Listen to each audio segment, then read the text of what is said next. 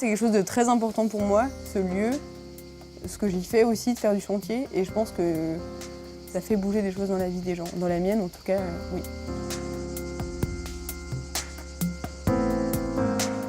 Je pense que c'est encore un des coins en France où il y a des gens qui vivent réellement en accord avec les valeurs qu'ils proclament. Et c'est pas que des mots en l'air, je crois que c'est ça qui est le plus frappant ici.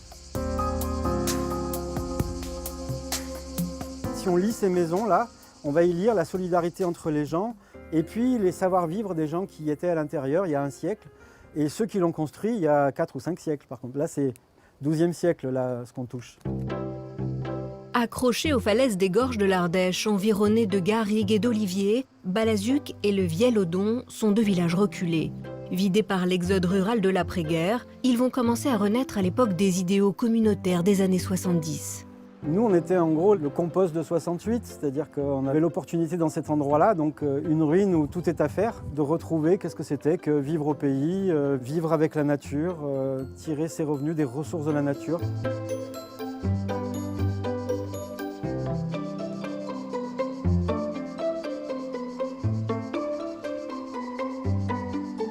Sur la base de la restauration du site, en fait, on a compris qu'il y avait aussi un autre patrimoine qui existait que les belles pierres, c'était les savoir-faire.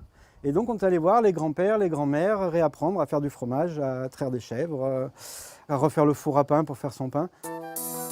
Et si les savoir-faire circulent, les chantiers vont s'inspirer des vieilles pierres des bergeries de Balazuc pour qui sait décoder le bâti.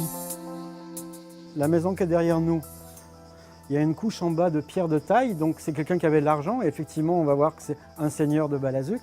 Et puis en haut, n'importe quoi, c'est même plus de la maçonnerie, c'est du vrac, donc ça c'est récent, et on n'avait plus de sous. Donc ce qui est beau dans Balazuc, c'est cet assemblage de reconstructions les unes sur les autres, toujours avec du matériau local, donc c'est très intégré. Au Vielle-Odon, en 40 ans, 10 000 bénévoles ont participé à la réhabilitation du hameau, comme Florine qui s'est investie dans cette aventure. C'est une forme d'engagement à travailler sur un lieu qui nous parle, qui nous plaît, ou alors découvrir une technique qui s'attaque à la restauration des derniers sites en ruine et qui continue de valoriser les vieilles pierres et de les remettre debout, quoi. Pour Florine, s'impliquer dans ce chantier collectif, c'est à la fois l'occasion de construire et de se construire. C'est un village enclavé, on est entre deux falaises, on peut y accéder que par 2 sentiers à pied.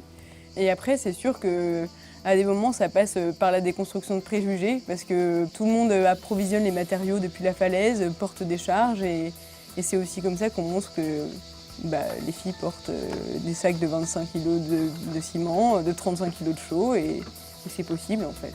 L'ourdi, là, il va dans l'autre sens.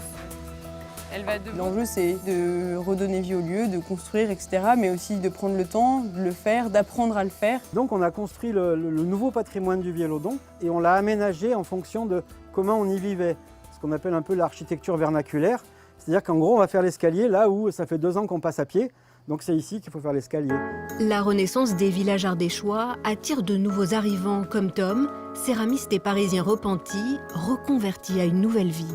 J'ai été tout de suite très surpris de l'attachement et de l'importance que les gens d'ici accordaient au fait qu'il y ait un potier dans le village. Il faut imaginer quand même que dans tout le coin ici, il y a des dizaines de grottes et qu'on retrouve des tessons et que c'est un des plus vieux métiers du monde évidemment. Et que donc, quand on exerce ce métier-là aujourd'hui, d'une certaine façon, on est un petit élément de cette chaîne qui nous relie à nos ancêtres de Chauvet et d'ailleurs. Un métier qui régénère un peu la vie locale et que Tom perpétue dans un environnement inspirant.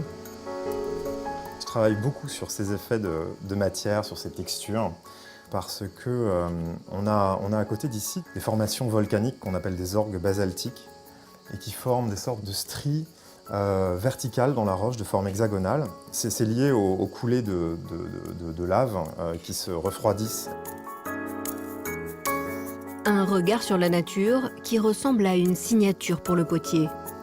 On est dans un pays d'oliviers, de lavande, de figuiers de Barbarie. Et cet environnement de calcaire, de falaises très minérales, avec la rivière qui coule juste en bas, c'est des lumières, c'est des couleurs, c'est des effets de matière de ce calcaire sculpté. Et ça, c'est ce que je cherche à retranscrire dans mon travail. La nature, la vie au village, l'Ardèche propose aujourd'hui un choix de vie alternatif, un retour au patrimoine d'autrefois. Dans ce lieu, ce qui est assez fort, c'est que je m'y suis fait happer et on peut tomber un peu amoureux. Je suis peut-être un peu tombée amoureuse. Il y a un attachement, je dirais, féroce à une qualité de vie et puis une autre façon d'être avec les autres, dans quelque chose une relation sincère, pas juste dans une transaction économique. Je fabrique un bol et je te le vends, quoi. Et moi, je fais le lien maintenant avec les gens qui s'engagent maintenant autrement dans la société et avec plus de solidarité et de bienveillance les uns par rapport aux autres que ce qu'il y a pu y avoir ces 30 dernières années. Les 30 glorieuses, moi, des fois, elles me font peine quand même. Alors que les 35 000 dernières années de survie de l'espèce humaine depuis la caverne, celles-là, elles me font plaisir. Il est là le vrai patrimoine, en fait.